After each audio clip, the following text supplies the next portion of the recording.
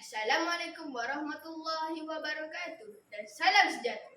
Nama saya Muhammad Mushid bin Saudi dari Sekolah Kebangsaan Airpapan. Hari ini saya akan berkongsi sebuah buku yang telah saya baca untuk lisensi buku yang bertajuk Bidadari Kayu. Buku ini merupakan karya terjemahan dari Tanah Besar Cina ke dalam bahasa Melayu melalui siri kisah dongeng Asia. Buku ini diterbitkan cetakan pertama pada tahun 1995 oleh Pustaka Delta Pelajaran Sendirian Berhad.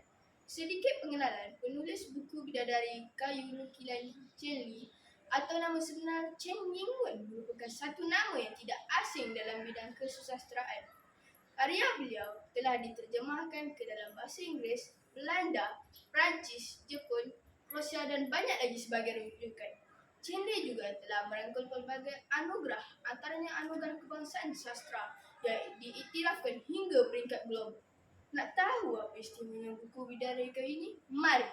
Bidadari Kayu merupakan kisah dongeng masyarakat Cina zaman dahulu yang mengisahkan tentang dewa-dewi. Buku ini adalah kisah pendek dengan 24 muka surat. Menariknya tentang buku ini, ia dilengkapi dengan ilustrasi-ilustrasi lukisan air yang boleh saya katakan berkualiti tinggi yang menerapkan kesenian dan kebudayaan dari negeri Cina. Lukisan yang tampak klasik dan kayangan ini benar-benar akan menarik minat pembaca. Apa yang menarik lagi tentang buku ini? Pertama, gaya penulisan yang jelas dan mudah difahami oleh semua lapisan umur. Kedua, susunan naratif berjaya menjadikan buku ini santai dan tidak terlalu berat untuk dibaca. Ketiga, pengakhiran dan pengajaran dalam buku ini memberikan 1001 keinsafan kepada pembaca.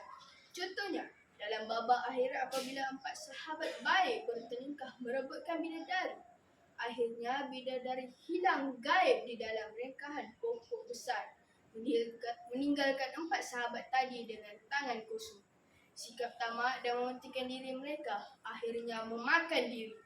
Keempat, walaupun keseluruhan cerita ini dipenuhi dengan dongeng dari Tanah Besar Cina, namun sebagai pembaca, jelas sekali buku ini merupakan satu hiburan masyarakat dulu-dulu untuk menghiburkan diri sebelum timbulnya zaman moden. Sepanjang saya membaca buku ini, terasa seperti saya berada pada zaman dinasti Qing. Baiklah, pasti anda tidak sabar-sabar untuk mengetahui sinopsis cerita ini, bukan? Buku ini mengisahkan tentang 4 sahabat yang sangat akrab seperti isi dan kuku. Menariknya, keempat-empat sahabat ini masing-masing mempunyai bakat istimewa sebagai tukang kayu, tukang jahit, tukang emas dan ahli sihir. Kisah bermula apabila keempat sahabat ini pergi mengembara ke dalam hutan yang tebal jauh dari dunia luar. Kisah satu malam yang telah diterangi cahaya bulan. Tukang kayu telah mengukis sebatang kayu sehingga membentuk rupa gadis cantik. Kemudian, cantik itu datang pula tukang jahit mempersiapkan persalinan cantik untuk patung itu. Seterusnya, tukang emas menempa perhiasan bertatah jet yang berkilau-kilau untuk gadis cantik. Akhirnya, ahli sihir pula telah menghidupkan patung gadis itu sehingga munculnya seorang bidadari. Dari situlah bermulanya pertelingkahan sahabat-sahabat ini kerana merebutkan bidadari. Muncul sifat tamak dan mementingkan diri sehingga menyatakan mereka yang menciptakan gadis cantik ini. Namun semua itu hanyalah ujian dari jelmaan bidadari yang ingin mengusir mereka di malam hari. 4 sahabat akhirnya putih mata melihat bidadari terbang meninggalkan mereka. Begitulah sedikit sinopsis mengenai kisah Bidadari Kayu yang merupakan karya dongeng klasik masyarakat Cina. Seperti biasa, bukan tersurat yang kita cari, tetapi apa tersiratnya.